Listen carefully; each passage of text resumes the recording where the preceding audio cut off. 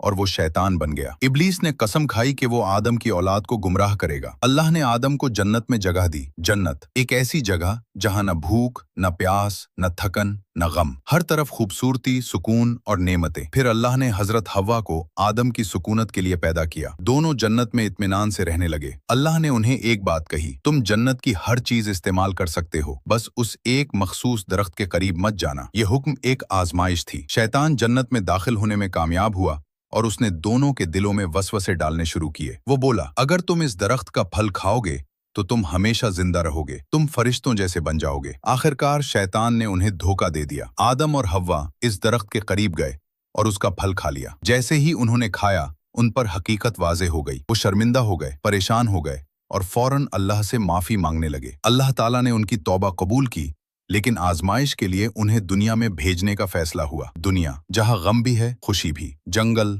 پہاڑ، صحرا، جہاں انسان کو محنت بھی کرنی پڑتی ہے اور برائی سے بچ کر رہنا بھی۔ آدم اور حوا دونوں زمین پر اتر آئے۔ یہی وہ لمحہ تھا جب انسان کی کہانی دنیا میں شروع ہوئی۔ شروع میں دنیا بہت ویران تھی، نہ کپڑے تھے، نہ گھر، نہ کھانا اگانے کا طریقہ۔ آدم نے محنت کرنا سیکھی، انہوں نے کھیتی باڑی کرنا سیکھی، گھروں کی تعمیر سیکھی اور اپنی اولاد کو بھی سکھایا۔ اللہ تعالیٰ نے انہیں نبوت عطا کی، وہ پہلے نبی بنے۔ انہوں نے اپنی اولاد کو ایک بات بار بار بتائی، شیطان تمہارا کھلا دشمن ہے، اس کے بہکاوے میں مت آنا، اللہ کی عبادت کرنا، اس کا شکر ادا کرنا اور سچائی کے راستے پر چلنا۔ اللہ نے آدم اور حوا کو کثیر اولاد دی۔ دنیا آہستہ آہستہ آباد ہونے لگی۔ حضرت آدم علیہ السلام ہر بچے کو نصیحت کرتے، برائی سے بچو، اچھائی کرو، اللہ کی رضا تلاش کرو۔ یہی وہ تعلیمات تھیں جو بعد کے تمام انبیاء میں مشترک تھیں۔ ایک طویل عمر گزارنے کے بعد، جس میں انہوں نے انسانیت کی رہنمائی کی، حضرت آدم علیہ السلام کا وقت رخصت قریب آیا۔ فرشتے ان کے پاس آئے اور کہا، اللہ کی طرف واپس لوٹنے کا وقت آ گیا ہے۔ ان کی اولاد رو رہی تھی، لیکن آدم علیہ السلام مسکرا کر بولے، ہر انسان کو ایک دن اپنے رب کے پاس جانا ہے۔ اصل کامیابی آخرت کی کامیابی ہے۔ یوں دنیا کے پہلے انسان، پہلے نبی نے دنیا سے پردہ فرما دیا۔ یہ کہانی ہمیں یہ بتاتی ہے، انسان سے غلطی ہو سکتی ہے، مگر توبہ اسے اللہ کے قریب کر دیتی ہے۔ تکبر انسان کو شیطان جیسا بنا دیتا ہے۔ شیطان کا سب سے بڑا ہتھیار وسوسہ ہے۔ دنیا ایک آزمائش ہے، اصل زندگی آخرت ہے۔ انسان کی اصل پہچان اس کا کردار، نیت اور اعمال ہیں۔